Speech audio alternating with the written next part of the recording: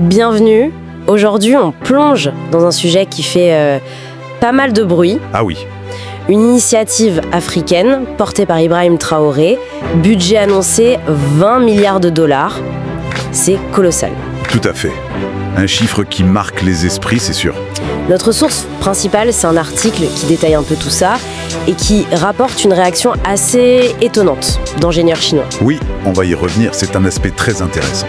L'objectif pour nous aujourd'hui, c'est de décortiquer un peu la portée de ce plan, comprendre en quoi il est si ambitieux et pourquoi il pourrait changer la façon dont on voit l'Afrique, loin des clichés habituels, quoi. Exactement. Sortir du récit de la dépendance. Alors justement, c'est 200 milliards. C'est énorme. Qu'est-ce qu'il y a derrière concrètement ? On parle d'investissements vraiment massifs dans des secteurs clés. Lesquels par exemple ? Les infrastructures, bien sûr, mais aussi la technologie, les énergies renouvelables, un gros morceau. Et puis tout le secteur manufacturier. L'idée, c'est de le renforcer. D'accord. La vision globale, c'est quoi alors ? C'est ambitieux. Transformer le continent, en faire un vrai pôle mondial.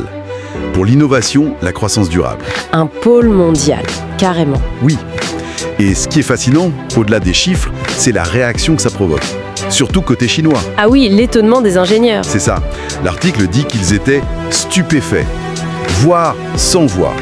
Eux qui sont pourtant habitués aux méga-projets partout dans le monde. Stupéfait. Mais pourquoi ? Qu'est-ce qui les a autant surpris dans ce plan africain ? Alors, d'après ce qu'on comprend, ce serait pas seulement l'échelle, la taille du projet, mais peut-être aussi la façon dont tout est pensé ensemble.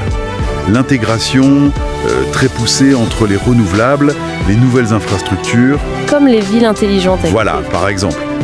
Des villes intelligentes, des réseaux d'énergie peut-être plus décentralisés, et aussi un gros accent sur la formation des talents locaux. C'est cette approche un peu holistique qui sort des schémas classiques. D'accord. Et il faut rappeler le contexte. La Chine est un partenaire majeur en Afrique, très présente dans les infrastructures. Donc, cette initiative, elle marque une volonté africaine de définir sa propre voie, quoi. Son propre agenda. Et quels sont les autres piliers concrets au-delà des villes intelligentes ? On parle aussi de zones manufacturières avancées, peut-être avec des centres de formation intégrés, pour que les compétences suivent localement. Logique. Et puis, des hubs d'innovation numérique, pour vraiment booster les startups africaines. Le tout avec des principes forts derrière. Lesquels ? La durabilité, l'inclusion, créer beaucoup d'emplois et vraiment insister sur l'éducation, la formation des jeunes. Ce qui frappe, c'est vraiment cette approche, centrée sur l'Afrique. Mettre en avant les ingénieurs africains, les innovateurs. Ça change des projets passés, non ? Où l'expertise venait souvent d'ailleurs. Exactement. C'est une rupture assumée, semble-t-il. L'idée, c'est de privilégier le talent local, d'assurer un vrai transfert de compétences, de technologie. Et ça, forcément, ça bouscule la vieille dynamique donateur-bénéficiaire.